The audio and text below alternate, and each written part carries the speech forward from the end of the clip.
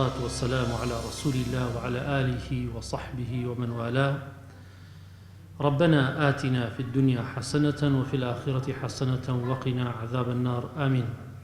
سڵاوی خوای پروردگارتان لێبێ خوشکان برایان.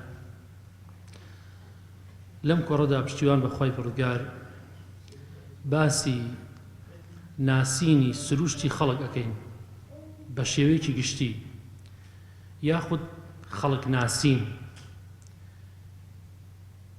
ئەتوانین بڵێن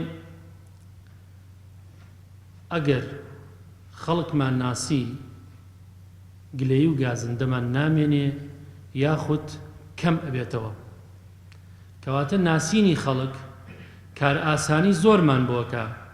ئەو سروشتە جیاوازانی خەڵک کە ناسیمان لە ڕێی قورئان و سونەتەوە کار ئاسانیمان بۆکە بۆ شێوازی مامەڵەکردن لەگەڵیانە، وەکو وتراوە من عرف الناس استراحە. مشکلەی هەرە قورسی ئێمە چییە؟ ئێمە بە سروشت خەڵکێکی مەدەنین، خەڵکێکین ئەبێ لەگەڵ یەک هەڵکەین، ئەبێ تێکڵاو بین. کاتێکیش کە تێکڵاوە بین مخاڵەتاکەین، ئیدارە ناکەین، گلەی و گازندەمان ئەبێ لە یەکتری. ئەمە کێشەی هەرە قورسی بەشەریەتە و کێشەی هەرە قورسی خەڵکە. ئەگەر تەماشای قورئان بکەین یاخود فەرمودەکانی پێغەمبەری خوا صلی الله عليه وسلم، ئەم کێشانەمان زۆر بە ئاسانی بۆ حەلەکەن، زۆر باش بەرچاومان ڕوونەکەن کەوا ئێمە چۆن مامەڵە لەگە خەڵکی بکەین و چۆن خەڵک بناسین، هەتاکو ئاسوودە بین، تاکو ئیستیراحەت بکەین، تاکو ئەو گلەی و گازندانەمان کەم بێتەوە. خەڵکی نایزانن، سوپاسگوزار نین، باوەڕ ناهێنن بە ئاەتەکانی خوا بێئاگان و ناقایلن. ئەمانە هەموو وەصفن خوای پەروەردگار ئەیداتە پاڵ خەڵک و ئەیداتە پاڵ زۆرینەی خەڵک. وەکو لە سوورەی یونس خوای گەورە فەرمێ وئین کەثیرا من الناس عن ئایاتنا لەغافلون. زۆربەی خەڵک بەرامبەر بە ئاەتەکانی ئێمە بێئاگان، زۆربەی خەڵک. لە سوورەی یوسف ئەفەرمێ وەلاکینە ئەکثەر الناس لا یعلمون.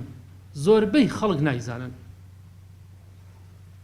خوای گەورە فەرمێ زۆربەی خەڵک نایزانن، زانیاریان نییە. یانە فەرمێ وەلاکینە ئەکثەر الناس لا یشکرون. زۆربەی خەڵک سوپاسگوزار نین. لە سوورەی یوسف لە ئاەتی 103 ئەفەرمێ وما أكثر الناس ولو حرصت بمؤمنين.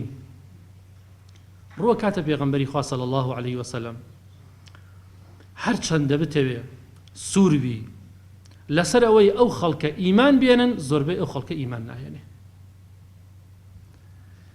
لەگەڵ ئەمەیە کە خوای پەروەردگار لە زۆر ئاەتی تر کە هاتووە باسمان بۆ ئەکا کە زۆرینەی خەڵک ئەوە سروشتێتی، لەگەڵ ئەوەشا بۆمان نییە تەعینی خەڵکەین، خەڵک متتەهەم بکەین، تۆمەتباری بکەین بەم جۆرە سیفەتانە کە لە کاتێکە خوای گەورە عموماً بۆمان باسەکە کە ئەو خەڵکە کاریهونە وللحق کاریهون لا یشکرون لا یؤمنون إلى آخره.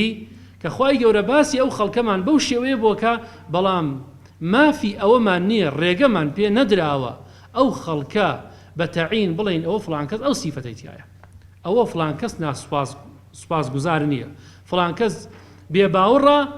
بەو مەرجەی ئەگەر خۆی ئیعلانی باوەڕداری بکە بۆمان نییە ئیتیهامی بکەین بە کوفر، ئیتیهامی بکەین بە سپڵەیی، ئیتیهامی بکەین بە غافڵ، ئیتیهامی بکەین بە جۆرەها سیفەتی نادروست، ئەوەمان بۆ نییە. ئەگەر تەماشا بکەی پێغەمبەری خوا صلی الله عليه وسلم فەرمێ ئەگەر پیاوێک گوتی هەلەکە الناس، خەڵکی بە هیلاک چوو، ئەو خۆی بە هیلاک چووە.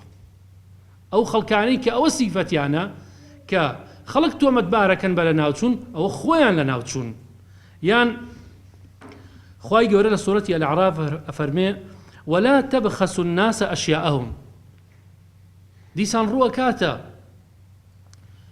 خەڵکی، ڕووەکاتە ئێمەی ئیماندار، ڕووەکاتە خەڵکی بە شێوەیەکی گشتی کاری یەکتر بە سوک تەماشا مەکەن، کەسێک ئەرکێک ڕائەپەڕێنێ، کەسێک کارێکی هەیە، کەسێک وەزیفەیەکی هەیە، کەسێک کەوا ئەرکێکی پێسپێراوە کە ڕای ئەپەڕێنێ بە سوک تەماشای ئەو کارە مەکەن. پێغەمبەری خوا صلی الله عليه وسلم ئەفەرمێ من ئەمرم پێ نەکراوە ئەن ئەنقب عن قلوب الناس ولا أشق بطونهم، ئەمرم پێ نەکراوە من نێو دڵی خەڵک هەڵدڕم تەفتیشی دڵەکانیان بکەم بزانم دڵەکانیان چۆنە. کەواتە ئێمە پێویستە بە ظاهیر تەماشای ظاهیر بکەین، تەماشای ڕووکەش بکەین، بە ڕووکەش مامەڵە ئەکەین. کابرا قسەی باش ئەکا ئێمە بێت تەویلی باشی بۆ بکەین، کردەوەی جوانی کردووە ئەبێ حکمی باشی بۆ بدەین کەوا ئەو کردەوەیە کردەوەیەکی جوانە. لە هەمان کاتە فەرمانمان پێەکا بەرامبەر بە خەڵکی نەک ئەوەی کەوا متتەهەمی نەکەین قسەی پێ بڵێن، نەک ئەوەی کە کارێکی کرد کارێکی ئەنجامدا، خوشکێکمان برایەکمان کارێک ئەنجامەدا، نوێژە ئەکا، ڕۆژوویەکی سونەت ئەگرێ، ڕۆژوویەکی فەرز ئەگرێ، هەر کارێک ئەکا بۆمان نییە ئیتیهامی کەین بەڕیا، بۆمان نییە سوک تەماشای کارەکەی بکەین. ئێتر ئەو کارە چ کارێکی مامەڵەی ڕۆژانەیە، چ سونەتێکە، چ عیبادەتە، چ معاملاتە، بۆمان نییە ئیتیهامی بکەین، بەڵکو بە پێچەوانەوە خوای گەورە فەرمانمان پێکا وەقولوا للناس حسنا. پێویستە بەرامبەر بە خەڵکی قسەتان جوان بێ، قسەتان باش بێ، و فەرمانمان پێکا وەخاڵقی الناس بخلق حەسەن. مامەڵەمان لەگە خەڵکی ئەبێ زۆر زۆر باش بێ، زۆر ڕێک بێ، زۆر زۆر مامەڵەکانمان مامەڵەی دروست بن. لەگەڵ ئەوەشە برایان و خوشکان مخاڵەتەینە خەڵک بە زۆری وایە وەکوتراوە داء وبیل وسم قوتال، وتراوە دەردێکی جەرگ بڕە ژەهرێکی کوشندەیە. تێکڵاوبوون لەگە خەڵکە زۆر ناڕەحەتە، بەڵام دوورگرتنیش سروشتی نییە، سروشتی ئینسان نییە ئینسان دوور لە خەڵک بگرێ و بچێت لە چۆڵەوانەیەک بژێ. پێغەمبەری خوا صلی الله عليه وسلم ئەمەی بۆ حەل کردوین، ئەفەرمێ المؤمن الذي ئەو ئیماندارەی کەوا تێکڵاوی خەڵک ئەکا يخالط الناس ويصبر على أذاهم، ئارام ئەگرێ لەسەر ناڕەحەتیەکانی، لەسەر قسە ناخۆشەکانی، لەسەر هەڵسوکەوتەکانی دراوسەیە، لەسەرەوەی دەنگی تەلەڤیزۆنەکەی بەرزە، لەسەرەوەی مناڵەکەی ئازاری مناڵێکی داوە، لە مناڵەکەی داوە دەنگی بەرز کردوێتەوە، سیارەکە هاتوتە بەردەم قاپیان ئیلە ئاخریه. ئەو ئەرکانی کە هاوسێ بەسەر هاوسێوە هەیەی، برا بەسەر براوە هەیەی، کە ئێمە لە کۆمەڵگەیەکە ئەژین کە پێکەوە لە بیئەیەکە لە ژینگەیەکە ئەژین، ئەو ئەرکانی کە هەمانە بەسەر یەکتریەوە کە ئێمە سەبرمان لەسەری گرت، ئەوە چاکترین لەوەی کەوە خۆمان عەزلکەین و دوور بگرین لە خەڵکی و تێکڵاوی خەڵکی نەکەین.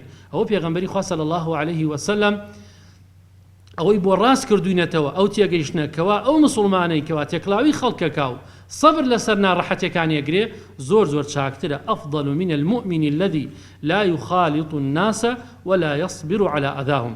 کە ئەو کاتە کە تێکڵاوی خەڵکی نەکرد ئەو کاتە هیچ سەبریش پێویست ناکات، چونکە ئەو کەس ئازاری نەداوە تاکو سەبری لەسەر بگرێ، دوور بووە لە خەڵکی. فرمودەیەکی تری پێغەمبەری خوا صلی الله عليه وسلم کە باسی خەڵکمان بۆکە، کە ئیمامی بوخاری گێڕاوێتەوە، ئەفەرمێ إنما الناس كإبل مئة، ئەفەرمێ خەڵکی وەکو وشتر وایە، تەشبیهێک ئەکا، چواندنێک ئەکا لە بینی ئینسان و لە بینی وشترە. ئەفەرمێ وەکو وشتر وایە لا تەکاد، جا وشترێکیش نا سەد، لا تەکاد تەجد فيها راحلة، نزیک نییە لەوە ناچێ لە سەد یانی یەکیان باربەر بێ. لێکچوونێک لە نێوان ئینسان و لە نێوان وشترە. ئەم لێکچوونە لە ڕووی سیفەتەوەیە. وشتری ڕەسەن، وشترێک کە ڕەسەن بێ و چاک بێ و باش بێ، نزیک نییە لە سەد، جار وایە ئەگاتە 200، جار وایە زیاتر. ئەم وشترە ئەم مواسەفاتی تیابێ کە پێغەمبەری خوا صلی الله عليه وسلم باسی کردووە، کەواتە بۆ ئینسانی جوایە ئەو مواسەفاتە نزیک نییە لە 200 لە 300، طبعا ئەیش بەنسبە ئەو مواسەفاتی تیابێت کە پێغەمبەری خوا صلی الله عليه وسلم وشەی ڕاحیلەی بۆ بەکارهێناوە. اینجا ئەگەر تەماشا بکەین خوای گەورە لە سوورەتی الأنعام لە ئاەتی 142 ئەفەرمێ ومن الأنعام حمولة وفرشا. باسی ماڵاتمان بۆکە وشەی حەمولەی بۆ بەکاردێنێ. حەمولە یعنی بار. ماڵات حیوانات هەیانە بارە بە وەکو گوێدرێژ وەکو ئەسە وەکو هەیانە بارە بە وەکو وشتر، بەڵام وشەی حەمولەی بۆ بەکارهێناوە ڕاحیلەی بۆ بەکارهێناوە، چونکە ڕاحیلە فەرقی بینی ڕاحیلە و حەمولە چییە؟ حەمولە تەنها بارە، یعنی هي التي يحمل عليها المتاع، تەنها ئەتوانێ بار بەرێ، ئیتر بار بەنیسبە لە حیوانێکە بۆ حیوانێکی تر جیاوازە. ئەما ڕاحیلە يحمل عليها متاع كثير، ئەتوانێ باری زۆر بەرێ. لەگەڵ ئەوەیە بەم جۆرە وشترا ئەوترێ کە پێغەمبەری خوا صلی الله عليه وسلم وشەی ڕاحیلەی بۆ بەکارهێناوە وشتری سواری، یعنی صالح للركوب، یعنی گونجاوە ئەم وشترە ئێمە سەرکەوینە سەری بۆ، چونکە عەزیەتمان نادا، بەلەسە نابێ، جوان ئەڕوا، باری زۆر ئەبا، ئەتوانێ باری زۆری لێ بنێی، ئازارمان نادا. اینجا مامەڵەکردن لەگەڵ یا خۆشە، چونکە سیفاتی مشتەرەکی نێوان وشتر و ئینسان زۆرە کە پێغەمبەری خوا صلی الله عليه وسلم باسی ئەکا. وشتر هەیە بەلەسە ئەبێ، وشتر هەیە بار کەمە بە، یعنی زۆر بار نابە، ئەگەر بارەکەی برد مامەڵی ناخۆشە بەریەداتەوە. وشتر هەیە تووڕە ئەبێ، وشتر هەیە بە ڕەحمە، وشتر هەیە لی تووڕە بە ئەویش ئەگرێ.